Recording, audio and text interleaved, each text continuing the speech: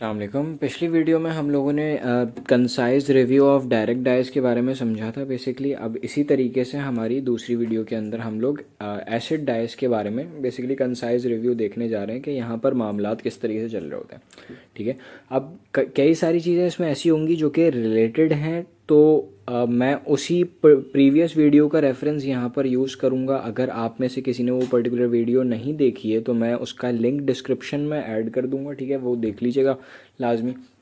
ठीक है, जैसे कि सबसे पहले हमने स्टार्ट किया था वहाँ पर भी जनरल स्ट्रक्चर से, यहाँ पर भी हम जनरल स्ट्रक्चर से स्टार्ट करेंगे। ठीक है, ज़ाहिर है एक्चुअल जो केमिकल स्ट्रक्चर है वो अगर हम उसकी केमिस्ट्री के ऊपर डिटेल्ड लेक्चर्स बनाएंगे तो उसके ऊपर हम लोग वहाँ पर सारी केमिस्ट्री डिस्कस कर लेंगे। ठीक है, जितने भी केमिकल इफेक्ट्स अलग अलग तरह से एप्लीकेशन को डिफरेंट तरीके से इफेक्ट कर सकते हैं, वो सारी बातें हम लोग वहाँ पर डिस्कस करेंगे।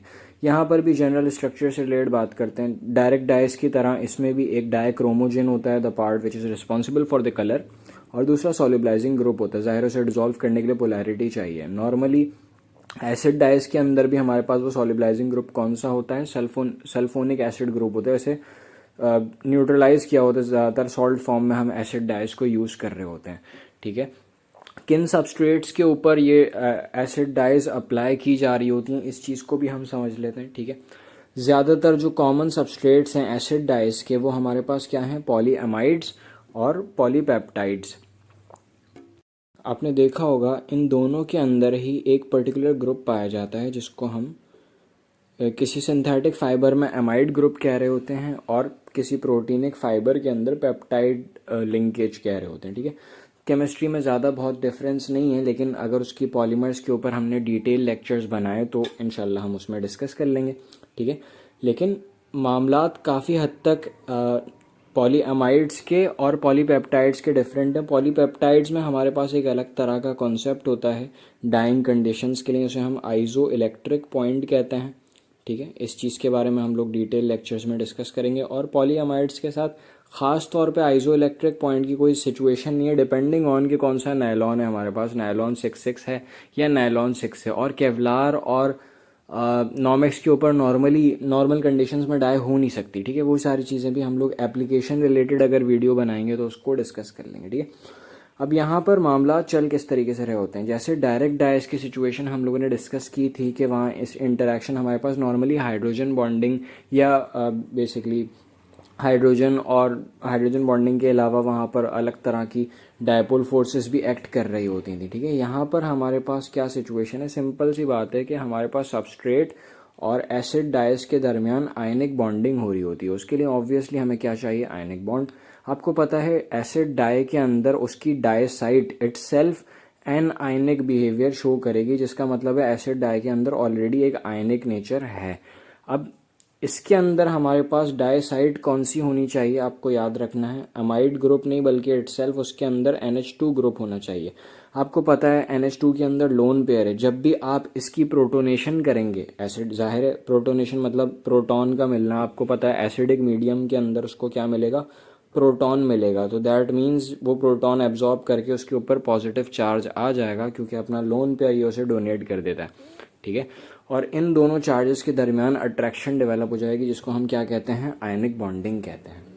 लेकिन यहाँ सबसे ज़्यादा इम्पॉर्टेंट पॉइंट एसिड डाइस की प्रॉपर्टी को समझने के लिए जो बहुत ज़रूरी पॉइंट है वो है हमारे पास चार्ज डेंसिटी। ठीक है, तो चार्ज डेंसिटी से हमारे कई सारे कॉन्सेप्ट्स क्लियर हो जाते हैं। अगर चार्ज डेंसिटी का कॉन्सेप्ट हमें इतने अच्छे से नहीं समझ में आया तो बहुत सारी चीज़ें हमें कंफ्यूज कर सकती हैं इसके अंदर।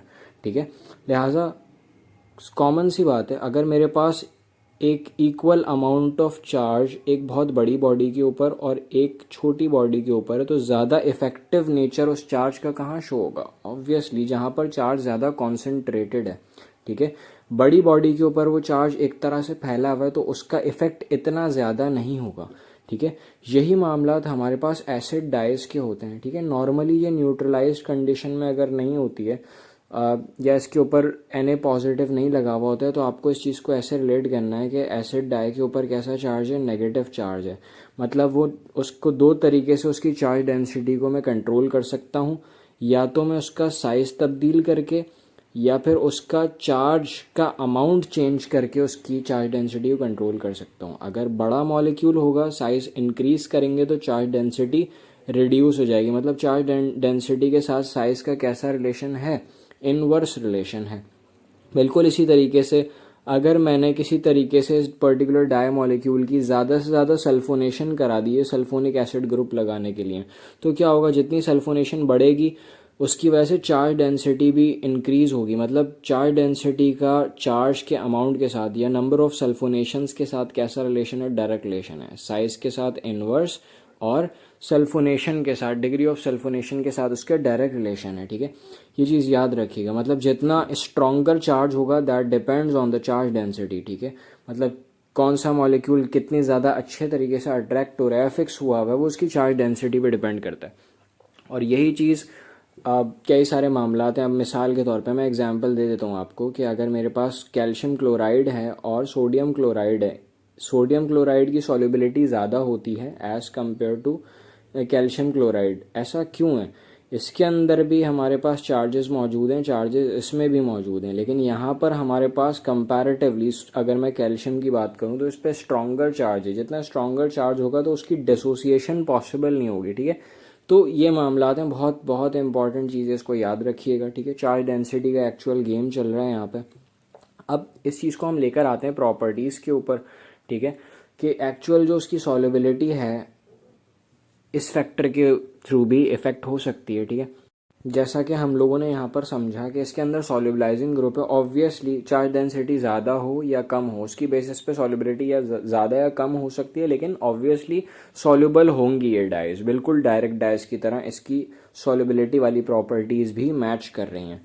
दूसरी चीज़, डायरेक्ट डाइस के बारे में हम लोगों ने जो कंपेयर किया था उसी से कंपेयर करते हुए हम चल रहे हैं। जो भी हम डाइस पढ़ेंगे उसको पिछली डाई से लाजमी कंपेयर करेंगे, या जितनी डाई पढ़ चुके होंगे उन सबसे कंपैरिजन उसका बनाते जाएंगे। ठीक है, और जब हमारी ये सीरीज़ ऑफ लेक्चर तमाम की तमाम डाइज जो कि एप्लीकेशन क्लासेस हैं वो सारी कंप्लीट हो जाएंगी, तो हम उसका फिर क्रिटिकल कंपैरिजन करेंगे बहुत सारी बेसिस पे, उनकी एप्लीकेशंस भी पढ़ लेने के बाद कि कहाँ कहाँ किस तरीके से मामलात डिस्कस हो सकते हैं, कब कौन सी डाई सेलेक्ट करनी चाहिए, किस किस बेसिस पे डाइस का सिलेक्शन हो सकता है, और कौन से प्रोडक्ट के लिए क्या चीज़ ज़्यादा फिजिबल है, और उन्हीं बेसिस पे हम फिर उसके केयर लेवल्स वगैरह भी किस तरह सजेस्ट करते हैं, इस बारे में भी हम लोग डिस्कस करेंगे इंशाल्लाह। ठीक है, खैर, लेकिन अभी यहाँ पर हम लोग साइज़ की बात करें तो डायरेक्ट डाइस का जो मैंने आप लोगों से डिस्कस किया था साइज़ उसका कंपैरेटिवली बड़ा होता है। यहाँ पर एसिड डाइस का साइज़ कंपैरेटिवली छोटा होता है। अब आप अगर याद हो आपको पिछले लेक्चर के अंदर हम लोगों ने डायरेक्ट डाइस का जो पढ़ा था वो पूरी की पूरी सरफेस जितनी बड़ी थी वो उतना ज़्यादा हाइड्रोजन बॉन्ड का इंट्रैक्शन कर पा रही थी। ठीक है, क्योंकि वहाँ पे हाइड्रोजन बॉन्डिंग थी, इसीलिए जितना बड़ा स्ट्रक्चर था उतनी बेहतर उसकी वेट फास्टनेस थी।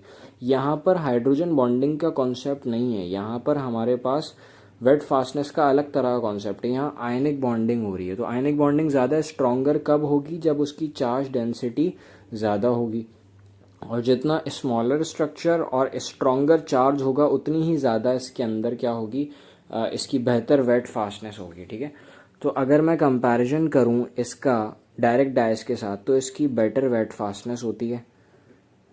पहली बात तो इसके अंदर बॉन्डिंग कंपैरेटिवली बेहतर किस्म की है। दूसरी चीज़, जितना छोटा मॉलिक्यूल होगा और हायर चार्ज उसके ऊपर मौजूद होगा उतनी ज़्यादा अच्छे तरीके से अट्रैक्ट कर सकेगा। लाइट फास्टनेस का अगर मैं डायरेक्ट डाइस के साथ कंपैरिजन करूं, वहाँ पर भी मैंने आप लोगों को चीज़ समझाई थी, जितना छोटा मॉलिक्यूल होगा एनर्जी उसके अंदर फैल नहीं सकेगी। कॉन्जुगेटेड सिस्टम छोटा होने की वजह से एनर्जी कॉन्सेंट्रेट होगी, बॉन्ड्स ब्रेक हो जाएंगे। ठीक है, तो कलर फेड हो जाएगा। लेकिन बड़े मॉलिक्यूल जो हमारे पास डायरेक्ट डाइस के थे उसकी लाइट फास्टनेस बेटर थी। यहाँ छोटा मॉलिक्यूल है, इसकी लाइट फास्टनेस कैसी होगी, नॉर्मली बैड कंसिडर की जाएगी। ठीक है, आगे चलते हैं।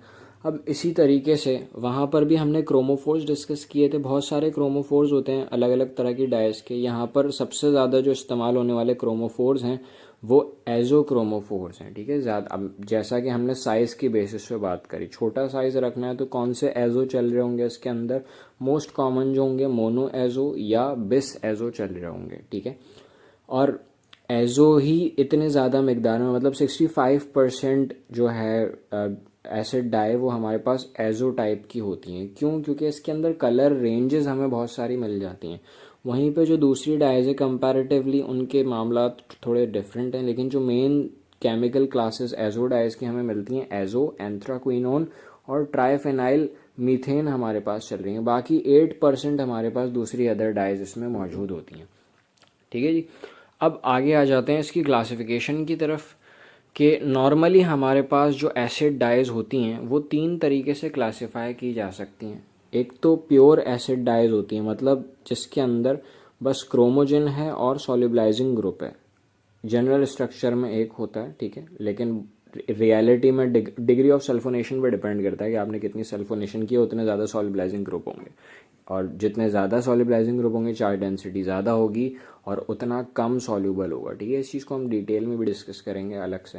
आगे आ जाते हैं Chrome mordant dice. Chrome mordant dice क्या होती हैं, इसको भी ज़रा समझते हैं, आइडिया क्या है इसका क्रोम मॉर्डेंट का, ठीक है। यहाँ पर ये तो हमें समझ में आ गया ना कि प्योर एसिड डाइज हमने आयनिक बॉन्डिंग कराने के लिए यूटिलाइज करनी थी, लेकिन कई दफ़ा इस तरह का सिनेरियो होता है कि हमारे पास कपड़े के अंदर जो डायरेक्ट डाई की एसिड डाई की जो बॉन्डिंग हो रही है वो कंपैरेटिवली वीकर अट्रैक्शन है, या इतने ज़्यादा कैटाइंस उसमें मौजूद नहीं है, पॉजिटिव चार्जेस मौजूद नहीं है। तो उस सिनेरियो में मैं इसको किस तरीके से फिक्स करूं अलग अलग तरह की अट्रैक्शंस डेवलप करने के लिए। वो तो पुराने ज़माने में नेचुरल डाइस के अंदर भी क्या यूज़ होते थे, मॉर्डेंट्स यूज़ होते थे। ज़्यादातर हम हैवी मेटल के सॉल्ट्स यूज़ कर रहे होते हैं और वो जाके क्या बनाते हैं, दोनों तरफ से फैब्रिक के साथ और डाई के साथ कॉम्प्लेक्सेस फॉर्म कर लेते हैं। उस कॉम्प्लेक्सेस की वजह से, उन पर्टिकुलर कॉम्प्लेक्सेस की वजह से इनकी फास्टनेस कंपैरेटिवली बेटर हो जाती है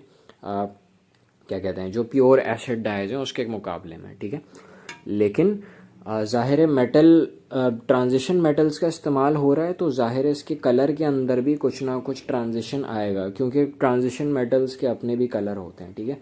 उसी चीज़ को इस्तेमाल करते हुए हमारे पास मेटल कॉम्प्लेक्स डाइज होती हैं। मेटल कॉम्प्लेक्स डाइज का सिनेरियो बिल्कुल डिफरेंट है। यहाँ पर प्योर एसिड डाइज के अंदर कोई मेटल मौजूद नहीं होता था। क्रोम डाइज के अंदर जो हम मेटल का, ट्रांजिशन मेटल का इस्तेमाल करते थे वो फिक्सेशन के लिए करते थे, ठीक है, लेकिन उसकी वजह से कलर वेरिएशन आ रही होती थी। इस चीज़ को मद्देनज़र रखते हुए लोगों ने फिर मेटल कॉम्प्लेक्स डाइज बनाए, जिसके अंदर पहले से ही मेटल इम्पार्ट कर दिया जाता था कुछ certain kind of colours achieve करने के लिए, क्योंकि हर तरह का कलर आपको डाई के अंदर उसके क्रोमोजन की मॉडिफिकेशन से नहीं मिलेगा। मतलब उसकी केमिस्ट्री में भी हम डिस्कस करेंगे, लेकिन एक पर्टिकुलर ग्रुप होता है जिसको हम कहते हैं ऑक्सोक्रोम। एक सर्टेन कलर शिफ्ट ऑक्सोक्रोम के अटैच या डिटैच करने की वजह से आ रहा होता है, लेकिन आपको सारी वेराइटीज़ नहीं मिल सकती। कई दफ़ा आप ट्रांजिशन मेटल के थ्रू अलग अलग टाइप ऑफ कलर्स ला सकते हैं। फॉर एग्जांपल जितने भी टर्कॉइश शेड्स हैं वो ज़्यादातर रॉयल शेड्स हैं या टर्कॉइश शेड्स हैं, वो अलग अलग तरह के मेटल के कॉम्प्लेक्सेस के थ्रू आ रहे होते हैं। अब यहाँ पर मेटल कॉम्प्लेक्सेस में नॉर्मली हमारे पास दो वेराइटीज़ हैं। ये 1:1 रेशो आपको नज़र आ रहा है और 1:2 रेशो नज़र आ रहा है। इसका क्या मतलब है, इसका मतलब है कि हमारे पास एक मेटल के साथ एक डाई अटैच होगी, ठीक है, इनके दरमियान हमारे पास कोऑर्डिनेशन डेवलप हुई भी होगी, कोऑर्डिनेट कोवेलेंट बॉन्डिंग या जो भी हमारे पास मामलात हैं मेटल कॉम्प्लेक्सेस के साथ, ठीक है। लेकिन अगर मैं 1:2 की बात कर रहा हूँ, इसका मतलब है कि एक मेटल के साथ दो डाई मॉलिक्यूल्स उनकी कॉम्प्लेक्सेस बनी हुई हैं, ठीक है। तो ये उस मेटल टू डाई मॉलिक्यूल का जो रेशो है वो यहाँ पर शो किया हुआ है, ठीक है। अलग अलग वेराइटीज़ हैं, इसकी डेप्थ में हम लोग पढ़ेंगे इंशाल्लाह अगर डिमांड इसकी ज़्यादा आई तो, ठीक है। आगे आ जाते हैं। अब हम एक्चुअल क्लासिफिकेशन, ज़ाहिर है हमारे पास सबसे ज़्यादा जो चल रही होती हैं प्योर एसिड डाइस चल रही होती हैं, तो उसकी डिटेल क्लासिफिकेशन की तरफ जा रहे हैं, ठीक है। इसको हम स्टेप बाय स्टेप स्टडी करते हैं कि मामलात हमारे पास हैं किस तरह के, ठीक है। नॉर्मली हमारे पास जो होती हैं प्योर एसिड डाइस वो तीन टाइप्स की होती हैं, एक सेल्फ लेवलिंग, एक मिलिंग और एक सुपर मिलिंग एसिड डाइस, ठीक है। अब मिलिंग या सुपर मिलिंग या सेल्फ लेवलिंग का क्या मतलब है, इसको हम आहिस्ता आहिस्ता समझेंगे। आपको चीज़ें रिलेट करनी होंगी ताकि इन लफ्ज़ों के मतलब अच्छे से समझ में आ जाए आपको, ठीक है। बहुत गौर से समझिएगा। सबसे पहला तो साइज़ का कंपैरिजन है।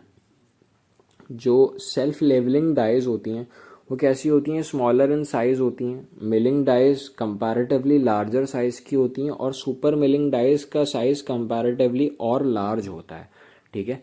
इसी चीज़ की बेसिस पे हम चार्ज डेंसिटी की बात कर लेते हैं। Charge density self levelling dyes की कम होती है। कम चार्ज डेंसिटी का मतलब है वीकर अट्रैक्शन होगी उस मॉलिक्यूल की, ठीक है, और उसके सॉल्ट्स की भी वीकर अट्रैक्शन होगी। ज़ाहिर है हमने अभी डिस्कस किया ऊपर कि सॉल्ट्स की फॉर्म में डाइज पाई जाती हैं, ठीक है। वहीं पर अगर हम मिलिंग डाइस की बात करें, उनकी चार्ज डेंसिटी कंपैरेटिवली ज़्यादा होती है, मतलब स्ट्रॉन्गर चार्ज होंगे, उनके सॉल्ट्स के क्रिस्टल भी ज़्यादा स्ट्रॉन्ग होंगे। इसी तरीके से सुपर मिलिंग की बात की जाए, इसमें भी डिग्री ऑफ सल्फोनेशन ज़्यादा होती है काफ़ी, जिसकी वजह से इसकी भी चार्ज डेंसिटी हायर होगी। हायर चार्ज डेंसिटी की वजह से इसके भी सॉल्ट क्रिस्टल्स और ज़्यादा स्ट्रॉन्ग होंगे। तो इसी एग्जाम्पल को लेते हुए ज़रा समझते हैं। मुझे बताएं कि अगर मेरे पास ऐसी डाइज हैं जिसके बहुत स्ट्रॉन्ग किस्म के क्रिस्टल्स हैं, वो पानी में जाके फ़ौरन तो डिसोसिएट नहीं होगी ना। ज़ाहिर है आपने उसको डिसोसिएट कराना, डिफ्यूज़ कराना, तो आप उस क्रिस्टल की फॉर्म में डायरेक्टली पानी में नहीं डाल सकते। आपको उसके क्रिस्टल्स को ब्रेक करना पड़ेगा स्मॉलर मॉलिक्यूल्स के अंदर, मज़ीद छोटे छोटे पार्टिकल्स में ब्रेक करना पड़ेगा। तो इसके लिए हम क्या करते हैं, मिलिंग का प्रोसेस करते हैं। आसान अल्फाज में बोला जाए, मिलिंग होती है क्रश करना, ठीक है, ताकि वो जो सॉल्ट क्रिस्टल्स हैं डाई के, वो ब्रेक हो जाएं। यहाँ पर ज़ाहिर है हायर चार्ज डेंसिटी थी as compare to self levelling, तो इसके अंदर हम थोड़ी क्रशिंग कर रहे होते हैं क्योंकि कंपैरेटिवली उससे ज़्यादा स्ट्रॉन्गर यहाँ पर अट्रैक्शन है। लेकिन सबसे ज़्यादा स्ट्रॉन्गर अट्रैक्शन क्रिस्टल में कहाँ थी, इस पर्टिकुलर डाई में, इसीलिए यहाँ पर ज़्यादा अच्छे से मिलिंग करनी पड़ती है। इसी वजह से इसका नाम क्या पड़ गया, सुपर मिलिंग, और इसका नाम मिलिंग डाइस पड़ गया। इसका नाम सेल्फ लेवलिंग क्यों पड़ा उसको भी हम डिस्कस करते हैं, ठीक है। लेकिन चार्ज डेंसिटी की बेसिस पे आपको एक बेसिक आइडिया हो गया, ठीक है। अब बहुत गौर से समझें, हमने ऊपर यहाँ पर ये डिस्कस किया था कि जो चार्ज आ रहा होता है फैब्रिक के ऊपर, बगैर पॉजिटिव चार्ज के डाई फैब्रिक पे अट्रैक्ट हो ही नहीं सकती, राइट। और पॉजिटिव चार्ज लाने के लिए हमने क्या करनी है, एसिड की प्रोटोनेशन करनी है। प्रोटोनेशन मतलब उसे प्रोटॉन चाहिए, बगैर एसिडिक मीडियम के प्रोटॉन नहीं मिल सकता, ठीक है। तो उसी बेसिस पे हमने इस बात को बड़े गौर से समझना है, इस चीज़ को रिलेट करिएगा, ठीक है। तो इसी चीज़ को बड़े गौर से समझें। देखें, सेल्फ लेवलिंग डाइज जो थी, हमने अभी समझा कि उसके अंदर चार्ज डेंसिटी कैसी है, कंपैरेटिवली काफ़ी लो है, वीकर चार्ज है, तो उसको अट्रैक्शन भी ज़्यादा चाहिए। लिहाजा काफ़ी ज़्यादा प्रोटोनेशन करनी पड़ती है हमें एसिड में, ताकि फैब्रिक में या जो भी सबस्ट्रेट है उसके अंदर, ताकि ज़्यादा पॉजिटिव चार्ज डेवलप हो। और ज़्यादा पॉजिटिव चार्ज डेवलप होगा तभी वो फैब्रिक के अंदर या सबस्ट्रेट के अंदर जा पाएंगी, राइट। ये मामला है। और अगर मैं बात करूं मिलिंग एसिड डाइस की, तो उसके अंदर ज़्यादा कंपैरेटिवली हायर चार्ज डेंसिटी होती है। तो हायर चार्ज डेंसिटी की वजह से क्या होता है, इसके अंदर थोड़ा सा भी अगर मैं एसिडिक मीडियम में लाऊं, हल्का सा भी पॉजिटिव चार्ज डेवलप हो जाए as compare to this one, तो यहाँ पर इतनी अट्रैक्शन होती है डाई मॉलिक्यूल्स के अंदर कि वो फ़ौरन उसके ऊपर चला जाएगा, ठीक है। लेकिन अगर मैं सुपर मिलिंग डाइस की बात कर रहा हूँ, इसके अंदर ऑलरेडी काफ़ी ज़्यादा इफेक्टिव चार्ज मौजूद है, हायर अट्रैक्शन पहले से, तो हल्का सा भी फैब्रिक पे पॉजिटिव चार्ज आएगा, मतलब आप गौर से देखें 6 to 7 pH, काफ़ी हल्की सी एसिडिक साइड पर pH है, इस पर हल्का सा भी पॉजिटिव चार्ज अगर डेवलप हो गया तो फ़ौरन ये फैब्रिक की तरफ रश करेंगी। दैट मीन सबसे ज़्यादा स्पीड में सुपर मिलिंग डाइस जा रही होती हैं, मतलब इसका स्ट्राइक रेट बहुत हाई होता है। उसके कंपैरिजन में मिलिंग बेस्ड एसिड डाइस का स्ट्राइक रेट काफ़ी कम होता है, क्योंकि उसकी चार्ज डेंसिटी लो होती है। और सबसे लो चार्ज डेंसिटी हमारे पास सेल्फ लेवलिंग की है, तो ये और स्लो जाएंगी। That is the actual reason कि हम इसको पीएच के थ्रू कंट्रोल कर रहे हैं, उसकी बेसिस पे उसकी पॉजिटिव चार्ज को हम ज़्यादा या कम कर सकते हैं, राइट। इसी बेसिस पे हमें एफिनिटी का भी कॉन्सेप्ट समझ में आता है, क्योंकि ये बहुत ज़्यादा तेज़ी से जा रही हैं, दैट मीन्स इसकी एफिनिटी कैसी है, बहुत ज़्यादा हाई है। और यही अगर मैं बात सेल्फ लेवलिंग की करूँ, तो सेल्फ लेवलिंग की एफिनिटी कैसी है, लो है, इसीलिए हमें उसकी पीएच काफ़ी ज़्यादा बढ़ानी पड़ रही है, राइट। तो उसी बेसिस पे हमने एफिनिटी के कॉन्सेप्ट को भी समझा है। पीएच की रिक्वायरमेंट यहाँ पर इतनी ज़्यादा एसिडिक साइड पे क्यों जा रही है, क्योंकि स्ट्रॉन्गर पॉजिटिव चार्ज चाहिए उसे अट्रैक्ट करने के लिए, क्योंकि वीक चार्ज डेंसिटी उसकी, ठीक है। अब इसी चीज़ को हम ले आते हैं वेट फास्टनेस की तरफ। वेट फास्टनेस बेसिकली कैसी होगी, जाहिर है जिसकी अट्रैक्शन ज़्यादा है पानी में, वो आयंस उसके डिसोसिएट नहीं होंगे। सबसे ज़्यादा स्ट्रॉन्गर अट्रैक्शन किसकी थी, सुपर मिलिंग एसिड डाइस की, तो इसकी वेट फास्टनेस कैसी होगी, बेस्ट होगी। और अगर मैं बात करूं सेल्फ लेवलिंग एसिड डाइस की, तो इसकी वेट फास्टनेस जाहिर है वीकर अट्रैक्शन है, तो क्या होगा, पानी के अंदर वो बॉन्ड भी बार बार डिसोसिएट होगा, वो डाई कुछ ना कुछ किसी ना किसी हद तक ब्लीड होगी, तो कंपैरेटिवली पुअर वेट फास्टनेस है। और इसी लिहाज से पर्टिकुलर ट्रेंड चल रहा है, ठीक है। अब इसी बेसिस पे हम माइग्रेशन का कॉन्सेप्ट भी समझते हैं। माइग्रेशन लिटरली किस चीज़ को कहा जाता है? मूवमेंट को कहा जाता है। मूवमेंट किस चीज़ की? डाई मॉलिक्यूल्स की मूवमेंट। अगर किसी डाई की अट्रैक्शन बहुत ज़्यादा है तो वो फैब्रिक पे जाने के बाद उसके अंदर आराम से मूव हो सकती है? ऑब्वियसली नहीं होगी, क्योंकि उसकी अट्रैक्शन उसको रोक के रखेगी। मतलब अगर मैं सुपर मिलिंग एसिड डाइस की बात करूं जिसकी चार्ज डेंसिटी बहुत हाई थी, वो फैब्रिक के ऊपर जाने के बाद मज़ीद माइग्रेट नहीं कर सकती, उसकी माइग्रेशन बहुत लो होगी, क्योंकि उसकी अट्रैक्शन बहुत स्ट्रांग है। वो चार्ज की अट्रैक्शन उसे रोक के रखेगी उसी पर्टिकुलर जगह पे जहाँ पर वो जाके चिपकी है। वहीं पर अगर मैं बात करूं सेल्फ लेवलिंग डाइस की, तो यहाँ पर क्या है, इसकी माइग्रेशन कैसी होगी? जाहिर है वीकर अट्रैक्शन है तो फैब्रिक के अंदर मोबिलाइज हो सकती है, मूव हो सकती है, तो इसकी माइग्रेशन एबिलिटी कैसी होगी? हाई होगी। और इसी बेसिस पे आपको समझ में आएगा कि इसको सेल्फ लेवलिंग हम क्यों कहते हैं। स्पेसिफिक ट्रेंड आप यहाँ पे ऑब्जर्व कर लें कि migration ability self levelling dyes के अंदर काफ़ी ज़्यादा हाई है, और जो सुपर मिलिंग एसिड डाइज हैं उसकी माइग्रेशन एबिलिटी कंपैरेटिवली काफ़ी कम है। ठीक है। अब सबसे इम्पॉर्टेंट बात ये होती है कि कलर फैब्रिक या जो भी सबस्ट्रेट है आपके पास, उसके अंदर through out the substrate evenly distribute हुआ है या नहीं। ऑब्वियसली अगर माइग्रेशन प्रॉपर्टी अच्छी नहीं होगी तो सरफेस के ऊपर ही चिपक के रह जाएंगे पार्टिकल, उसके ऊपर ही एग्रीगेट्स बनाते जाएंगे, जमा होते जाएंगे, क्रिस्टल्स फॉर्म कर लेंगे, लेकिन अंदर तक डिफ्यूज नहीं हो सकेंगे। ठीक है। कलर की इवननेस के लिए फैब्रिक के अंदर उसका डिफ्यूज होना बहुत ज़रूरी है, और डिफ्यूजन के लिए माइग्रेशन बहुत ज़रूरी है, राइट। तो सबसे ज़्यादा हाई माइग्रेशन किस में हो रही है? सेल्फ लेवलिंग डाइज में हो रही है। इसीलिए शेड यहाँ पर कैसा होगा? अनइवन नहीं होगा, बल्कि लेवल हुआ हुआ होगा। That is the reason we are calling these kind of dyes self levelling dyes. तो इनकी लेवलिंग प्रॉपर्टीज़ बहुत ऑसम होती हैं, गुड होती हैं। ठीक है। और वहीं पर अगर मैं बात करूँ सुपर मिलिंग एसिड डाइस की, तो इसकी ज़ाहिर है माइग्रेशन बहुत बेकार किस्म की थी, तो इसकी लेवलिंग प्रॉपर्टीज़ भी वर्स्ट होंगी। ठीक है। वर्स्ट या पुअर हम कह सकते हैं उसको, तो ये स्पेसिफिक ट्रेंड है। ठीक है। तो यहाँ तक कि हमें बातें समझ में आ गई। इसी बेसिस पे चंद और क्वेश्चंस हैं, कॉमन सेंस का इस्तेमाल करें, इन क्वेश्चंस को भी हम ज़रा समझ लेते हैं। अगर मैं आपसे पूछूं कि इन 3 डाइज में से कौन सी वाली डाइज के अंदर एग्रीगेशन सबसे ज़्यादा होगी, मतलब क्रिस्टल फॉर्मेशन किस में सबसे ज़्यादा होगी, तो इस चीज़ का जवाब कमेंट में ज़रूर दीजिएगा। ठीक है। इसी तरीके से इन तीनों डाइस के अंदर हार्ड वाटर सेंसिटिविटी कौन सी डाइस के साथ सबसे ज़्यादा होगी, मतलब हल्की सी भी वाटर हार्डनेस पे क्या होगा, डाइस सेडिमेंटेशन करके केमिकल बात में नीचे ही सेटल डाउन होना शुरू हो जाएगी इन तीनों में से। तो इस चीज़ का भी कमेंट्स में जवाब दीजिएगा, फिर हम उस चीज़ को डिस्कस कर लेंगे। कॉमन सेंस की बात है बिल्कुल ये सारी। और इसी चीज़ में यहाँ पर जितनी मामलात हुए उसी बेसिस पे आप इस बात का भी जवाब दे सकते हैं कि इन तीनों में से, इन तीनों एसिड डाइज में से ज़्यादा बेहतर लाइट फास्टनेस कौन सी डाइज की हैं, इन तीनों में से ज़्यादा बेहतर सॉल्युबिलिटी कौन सी डाइज की हैं, depending on this particular concept of charge density. ये चीज़ सोचिएगा, सॉल्युबिलिटी में अक्सर लोग कन्फ्यूज़ हो जाते हैं। वो ये सोच रहे होते हैं कि चार्ज डेंसिटी हमारे पास हाई है, ज़्यादा सॉल्युबलाइजिंग ग्रुप लगाए हुए हैं, तो शायद वो डिफ्यूज़ भी बड़ी जल्दी होगी, जल्दी डिज़ोल्व हो जाएगी, बट ऐसा नहीं है। एक्चुअल चार्ज डेंसिटी हाई होने की वजह से उसके अंदर क्लस्टर फॉर्मेशन ज़्यादा होती है, वो इतनी जल्दी डिज़ोल्व नहीं होती है। तो इस बेसिस पे इन चारों सवालों के जवाब आप कमेंट्स में ज़रूर दीजिएगा, ताकि हम उस बेसिस पे डिस्कशन भी कर लेंगे इंशाल्लाह। जज़ाकल्लाह। अच्छा, इसकी एप्लीकेशन से रिलेटेड अगर मैं वीडियो बनाऊंगा तो उसका भी लिंक मैं अंडर डिस्क्रिप्शन दे दूंगा आप लोगों को, तो आप लोग वो देख लीजिएगा। क्योंकि जितनी भी ऑक्सिलरीज़ वगैरह हैं हमने अभी तक ऐसी कोई भी चीज़ डिस्कस नहीं करी, क्योंकि ये डाइस का रिव्यू है। एप्लीकेशन के टाइम पे डिफरेंट तरीक़ों से जो एप्लीकेशन होगी डाइस की, उसी के अंदर हम उन सर्टेन प्रॉब्लम्स को भी डिस्कस करेंगे, उनसे रिलेटेड जो ऑक्सिलरी चाहिए होगी उसको डिस्कस करेंगे।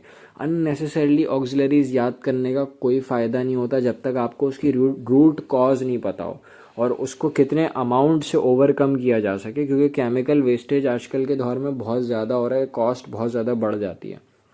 ठीक है जी।